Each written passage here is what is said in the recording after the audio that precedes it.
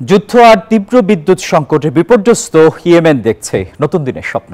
সংযুক্ত আরব আমিরাতের অর্থায়নে নির্মিত দেশের প্রথম বৃহৎ সৌরবিদ্যুৎ কেন্দ্রটি দক্ষিণের বন্দরনগরী এডেনের লাখো মানুষের জীবনে এনেছে স্বস্তি। তীব্র গরমে যখন জনজীবন বিপর্যস্ত, তখন এই সৌরশক্তি হয়ে উঠেছে আশীর্বাদ, যা ঘুচিয়ে দিচ্ছে দীর্ঘদিনের ব্যবসায়িক লোকসানের দুঃসহ স্মৃতি। একসময় যেখানে দিনের বেশিরভাগ সময় থাকতো লোডশেডিং এর যন্ত্রণা, এডেনের সেই আকাশে এখন ঝলমল করছে সৌরশক্তির আলো। দেশটির প্রথম এবং সর্ববৃহৎ এই সৌরবিদ্যুৎ কেন্দ্রটি প্রায় 1,70,000 বাড়ির অন্ধকার দূর করছে। 120 মেগাওয়াটের এই প্ল্যান্ট যেন এক জাদুর কাঠি, যা নিমেষেই বদলে দিচ্ছে শহরের সার্বিক চিত্র। ওয়ালটন এখন দেশের সীমানা পেরিয়ে পৌঁছে গিয়েছে 50টিরও বেশি দেশে।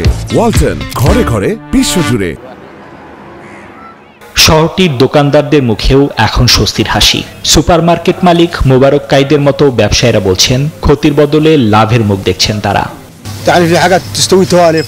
আগে গরমে আর অন্ধকারে পচে যাওয়া পণ্যই ছিল লোকসানের প্রধান কারণ, কিন্তু এখন দিনরাত 24 ঘন্টা ঝলমলে আলোয় ব্যবসা চলছে পুরোদমে। এটা তো কেবল গল্পের শুরু। সংশ্লিষ্টরা জানিয়েছেন 2026 সাল নাগাদ এই কেন্দ্রের উৎপাদন ক্ষমতা করা হবে দ্বিগুণ। প্রায় 3 দশকের যুদ্ধ আর জ্বালানি সংকটের যে গভীর ক্ষত, সৌরশক্তি হয়তো সারিয়ে তুলবে সেই ক্ষত।